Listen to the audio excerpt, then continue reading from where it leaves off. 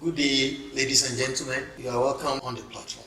This is a program and a production of the Communication and Information Department of the Egba Anglican Diocese. Today, we're having a very distinguished member of the diocese here seated with me on the platform.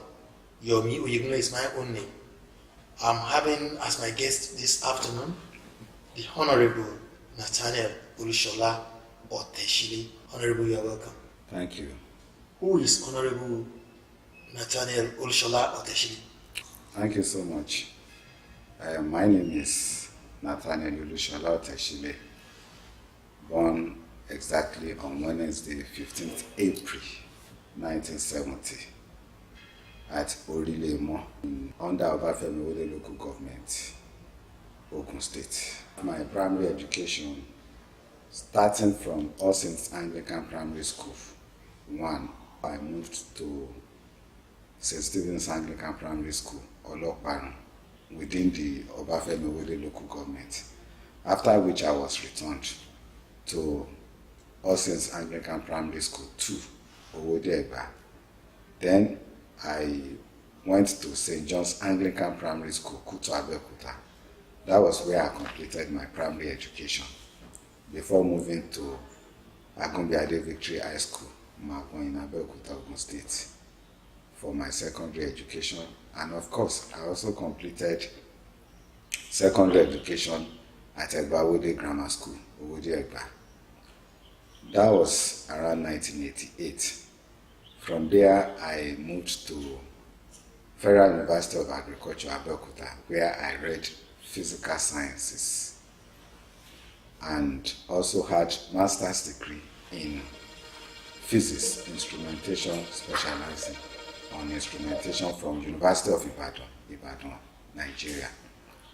Of course, after that, I started work at Nigerian Online Limited, Lagos. I got an offer to work as an engineer again with Starcoms Limited. Starcoms Limited is a telecoms company, one of the early telecoms company in Nigeria. After that, I got another offer with Cell Communication Limited, and that was where I became the head of Information Technology and Billing Department. In fact, I was the pioneer head of that department, and we, saw to the emergence of that company. For by divine arrangement, I have to come down to Abeokuta, where I started work with the Ministry of Education, Science and Technology in 2004. During this period also, as someone that is close to IT, to information technology and computer education, I went to do some series of courses on IT, and today, by the grace of God, I am a chartered information technology professional. I am a member of Nigerian Computer Society, and I am a member of British Computer Society. Today, in the city of Abeokuta, when you mention the name Otesh, it's synonymous to politics. Yes, you are very correct. Maybe we start from this. Before you go into practical politics, have you been into holding some political positions, either in the church, around, or in the community? When I was even in secondary school, I became a class captain in Form 2. Well, I never wanted to be, because I was very short when I was in secondary school. But the class teacher then did one thing that marvels everybody. He gave the class the opportunity to nominate 3 people. And out of those 3 people, election must be conducted. And I became, the class captain. I would say that was my first experience. And when I got to the university, just immediately I served as a treasurer of my departmental association. I served as secretary, Going on like that, I became the president of Nigerian Association of Ogun State Students. I spent 2 terms during that period. And in addition to that as well, I became a member of Student Representative Council of the Student Union in the university. I was also the chairman of Electoral Committee that conducted an election for the incoming executives. During that period, something happened that I will not forget in my life. I made a decision that I wanted the election I would be conducting to be the best. And I looked at how this could be achieved. Before my own tenure as the chairman electoral committee, elections were conducted in the evening, and this always ran into the middle of the night.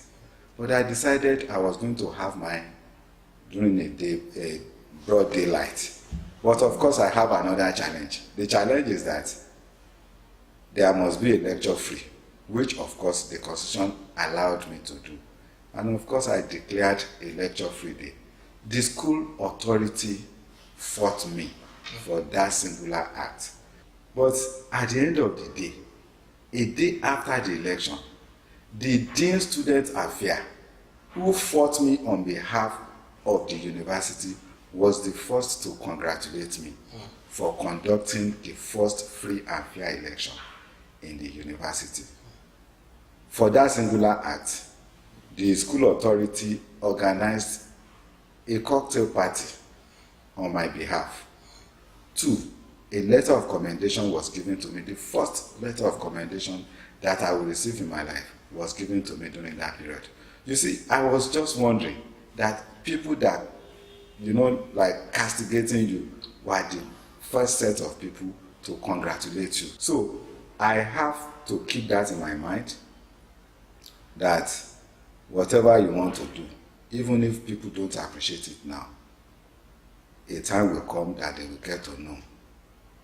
So those are the areas, I've been into politics. But after university, when I, entered the real world, while I was serving, after my youth service in Ibadan, during the days of SDP and NRC, I had a brief stint with SDP.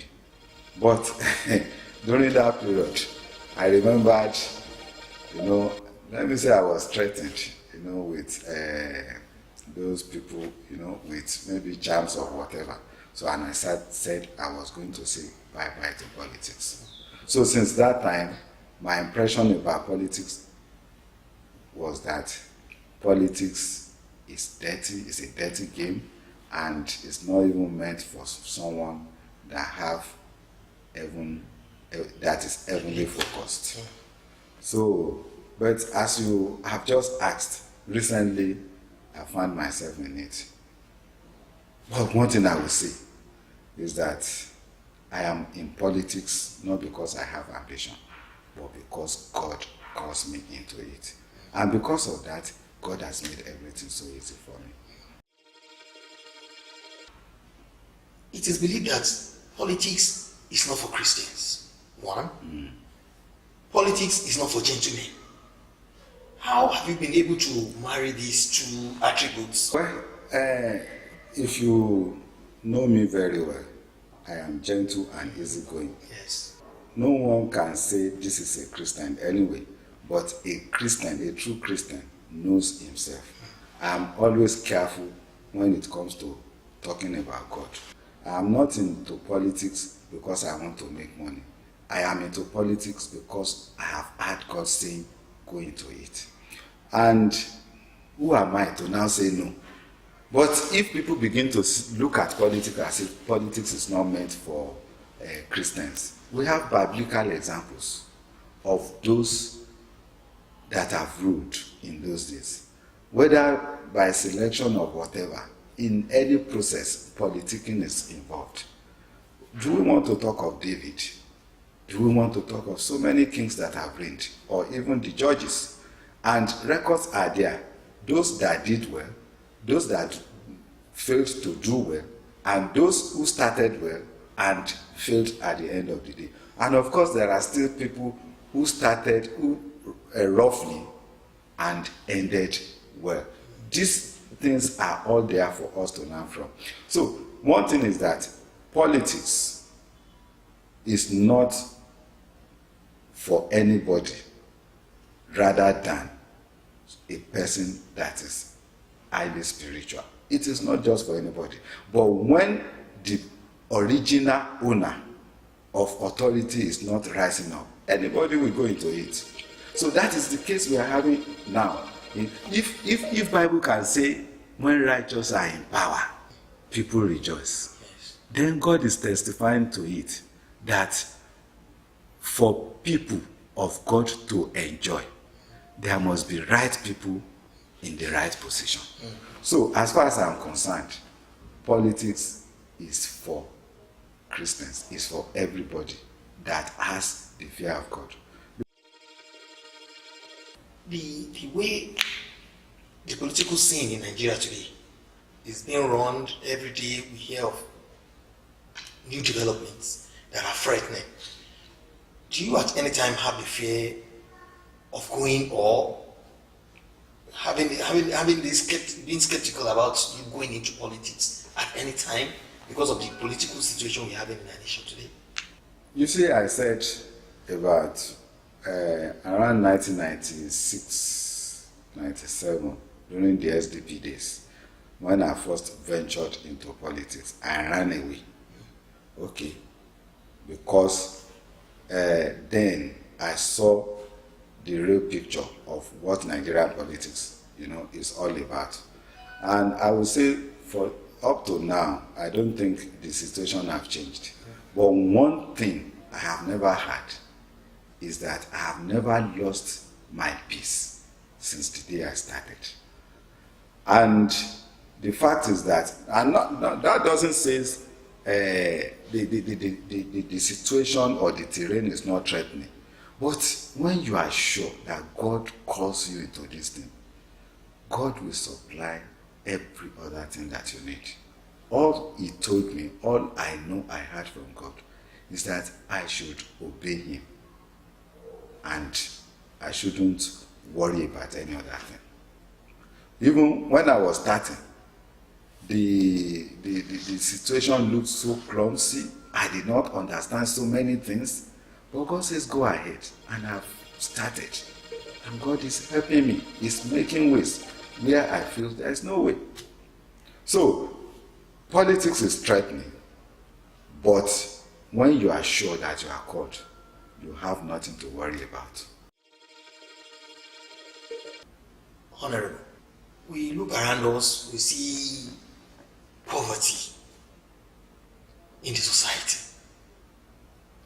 And by extension, I have a chancellor that lives around my house. You find people coming in time to time. I'm having naming ceremony. My child is having toothache. I have not been able to pay the school fees and all that. How will we be able to cope with all these demands of our people? The thing is that it is now my responsibility, when I get there, how can I make these people to realize that rather than going about asking for petty things, there are some things they can do that will even enrich their life. I have said it severally, and I'm going to say it again here. By the grace of God, constituency fund is not meant for any honorables. It is a fund that must be spent in that constituency. You have your salary. Your salary should be enough. Then the constituency fund, in fact, once you touch it, you have contaminated the blessing God has given you. So today, I'm considering making, maybe by the grace of God, by the time I will be leaving, when we say Abeokuta North, Obafemi Owode, and Odeda Federal Constituency, aka Palm Oil Constituency. Within the next 3 years, that constituency will be contributing to the economy of Nigeria. And of course, this thing will be given to our young graduates. That person will have something to do. That person cannot do it alone. Whether one or two people, that person will employ. That is an opportunity. And you see, apart from that, there's a state in the US, the state of Iowa. What that state does to sustain its economy is by producing corn. Corn. That is what they do throughout the year. And US is one of the largest exporter of corn to other states. Just corn. And they are contributing to the economy. I have seen that our leaders, I'm sorry to say, some of our leaders, they have brainwashed our people such that the little they are giving them, people believe that, yes, this man has done well for me. But when it comes to real empowerment, that is still lacking in our system. And before I let you go, what is your vision for your constituents and for Ogun State? Thank you so much. You see, as an honorable, your primary assignment is to make law. And of course, that I will be doing. But as far as Nigerian government is concerned, there is a constituency fund for me to spend. My vision is to empower youths and in a way that will contribute to the economy of our nation. Viewers, I want to thank you for your time. It has been Honorable Nathaniel Otesile, popularly known as Otesh, on the satellite and network service from the Diocese of Egba, ably led by the Right Reverend Dr. Emmanuel Oludaisi Adekunle. Till next time we will come again with another personality. God bless you.